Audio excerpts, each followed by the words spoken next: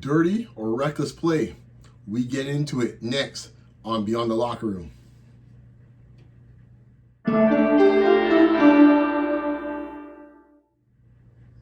So Friday night was a big game. Doubleheader was going on. The second game was Oklahoma City against Denver. Obviously, at the time, the first seed versus, I believe, the third or the fourth seed, depending on what night it is for Denver and Minnesota. They've been pretty much vying for that position all year long. But late in the game, I guess sometime in the third quarter, things started popping off. Dort, after a basket, OKC basket, Dort kind of like stepped in front of Nikola Jokic and kind of like tried to trip him. It was some type of move like that. Jokic, understandably extremely upset about it, goes in, and the two of them are like, chest to chest and getting in each other's throats. All of a sudden, a whole bunch of other players come in. I must admit, that was interesting to see. More Thunder guys were in there, more so than more Nuggets guys. I'll leave that be. That was an interesting observation someone made on X. It's like, interesting. I'll leave it there on that point. Anyways, of course, the major question was it a dirty play? Was it, was it a reckless play? I'll give my thoughts on that, and I'll give my thoughts expanded out a little bit more to these two particular players, actually. And there's a few more, but I'm going to keep it to these two players. So the understanding is, from what I gather, and I didn't see it during the game, but supposedly earlier in the game, Jokic might have done some funny business, with SGA that OKC didn't take too kindly to. That's kind of the going theory, based even from the announcer's call, that might have kind of, led to this situation. I will say this though, and I've said this before about Dort. The Mavericks had, I guess, the Western Conference Finals from a couple years ago, and how he was all over Luka. And we see him with other, premier players, Ant-Man, and so on, where but broadening out to OKC, they tend to get away with a lot of physical play that most teams don't get away with. But especially with Dort, I've always found him to be a bit reckless with his play and his play style. Kind of at times it rubs me the wrong way. I won't lie. Sometimes, like, dude, it's a bit much, and the referees don't seem to actually quell it. And this time it went too far, where it went too far. Now, this seems like it was trying to send a message. I'll be straight up. I thought it was a dirty play. Not saying that in this case Dort's a dirty player, but that's a dirty play. And I don't think that's something you want in the league to anybody, especially one of the best players, if arguably not the best player in the league. Now on the other side, I ain't giving no pass that much to Jokic either, because Jokic has done some things over the years where it's been more than suspect. It's been downright disgusting. And if it was any other top player, I think they would have been pretty much been chastised every time they came on the court by the media and anyone else around there. But Jokic seems to get a pass from everybody, from the media to fans, on what he does all the time. But I'll get to him in a second. As for Dort, yeah, you can't be doing that. Dort has played a physical style play. I have no problem with the physical play. I'm a Pistons fan, so I'm not going to sit here and say tisk tisk. But he has kind of, this one I think has crossed the line. And at some point, I know there's something with OKC and the officials. It could be interesting to see how they are ref during the playoffs, but it's definitely something that's in the minds of opponents and in the minds of the coaches for the opponent players, where what OKC is able to get away with, and Caruso and Dort especially, and you can't do so. You just can't do so, man. Now, I don't know. I haven't checked yet. I could quickly check here if there's going to be a suspension for Dort, or just the flagrant 2 that tossed him out the game, which was the right call, by the way. I'm not sure if there's why people have the issue with that, because, I thought it was a pretty much obvious 2 that he would get suspended. He would get tossed out the game, so I'm not sure, where it is. Yeah, I don't see anything here saying so. But so just to give a thought with Jokic, Jokic told reporters, "It is what it is." And then he said, quote, "I am not really going to comment on it. It was an unnecessary move and an unnecessary reaction. I think there are not supposed to be those things on a basketball floor. It was just unnecessary move and an unnecessary reaction by me." Okay, props to him, So, for him kind of seeing his own part in this whole situation.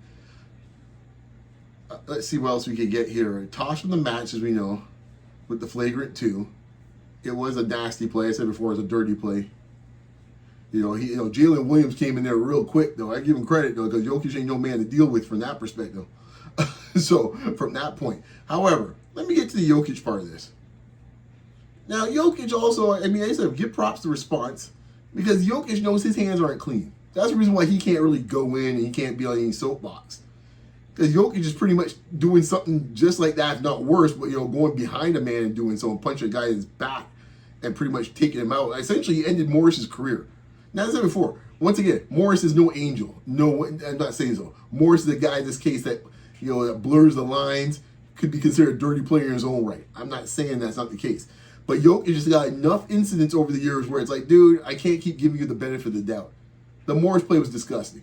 Like, the game's pretty much done and you come from behind just, you're like 280 pounds, you go full speed and knock them out. Where you got a neck brace and stuff like that. Like that's dirty, nasty business. All right? We had the situation campaign in the playoffs of Phoenix where, and I find this the case with Jokic. When things aren't going well for Denver, and it's particularly not going well for him, his frustration levels and his anger, he has a short fuse. People don't think of him as a short fuse guy, but when it goes off, he's out there wilding everybody. Because he's not as dramatic about it as, say, Draymond Green, it don't mean it's not there, folks. We've seen it time and time again. The campaign situation was a nasty one, where he just wails his hand there on campaign, breaks his nose in his face. He's tossed out of the game. And then literally the following year against Golden State, he's tossed out of the game in the elimination game. Now, this is why I say with the media when it comes to Jokic, how he gets babied. If any other player in the league had done anything like Jokic did, not one playoff season, but 2, where he's pretty much getting wiped out in sweeps, or a gentleman's sweep, and the other one was a sweep with Phoenix, I believe. Like if that would happen with any other player, and then get tossed out where he can't ever finish the game, and he's like pretty much sitting in the locker room as his team's getting whooped. I'm sorry, man. They'll be getting ripped on First Take, on you name it, on First Things First. They'll be getting ripped on anything you can think of in between. Every morning radio show you can find on any sports talk radio show. And yet Jokic's like, oh, well, it is what it is, just didn't have the horses. That's it. That's all. That's all we're saying. So I must admit, his interaction with fandom and media has rubbed me the wrong way for about a decade. The free passes he gets. Because no other player gets a free pass like Jokic. So, I'm kind of over it with that part. So I found his reaction kind of interesting after the game because he ain't got clean hands. The Golden State one where you think you just ripped the elbow at someone, I think it was, like you can't be doing that type of things. And anytime he's in a position where he's getting whooped and getting mollywopped, watch out. Keep that in mind for this year's playoffs, okay? It gets real suspect with Jokic. That's all I got to say. As I said, for Lou Dort, he's come very close to the line. He crossed it on Friday night. You can't be doing those type of things. And it'll be interesting, again, to see how OKC is refereed and dealt with how they're managed in the playoffs. On both sides of the ball, but especially defensively. So keep an eye on that. Watch that space when it comes to refereeing. As far as, I'll switch gears a little bit just to give you a little sense of from a Denver perspective where they are right now. They got beat again today as this is happening against Minnesota.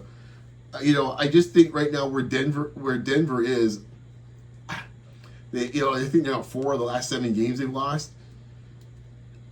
I don't know where this team goes at this point. Not saying they're not going to be in the mix, but I think defensively they're just not good enough. And I think offensively, once again, I talk about passes. Any big game I've seen this year with the Nuggets, Jokic has had some suspect games where he'll put the numbers up, and you look at it, I said the other night there against OKC, the numbers look great on surface. He had triple-double. But then you look at the field goal percentage, and you watch the game defensively. Today he was getting picked on time and time again by Ant-Man on pick and rolls with Gobert, just not getting out at least a challenge to 3, or if he does in this case, get blown by. I don't know how that's going to be sustainable during a playoff run. So we'll see, but it's going to get really interesting to see what that's the case. Because at some point, if you're a dude in this case here, there's one, what is he got? How many MVPs he got? 2 or 3 now? I think he's got 3. If you got 3 MVPs, which I believe he has right now, I'm sorry, you can't be just kind of just putting up just like oh well, it is what it is, and we just move on. No, man, we hold guys like you into a different standard. 3 MVPs. You know what list you're on? 3 MVPs. You give the list on it. Here's the list. And I'm pretty sure this is the list. You all can check me down below of 3 or more MVPs. Kareem Abdul-Jabbar, Michael Jordan, LeBron James, Bill Russell. Who else we're talking about? Moses Malone.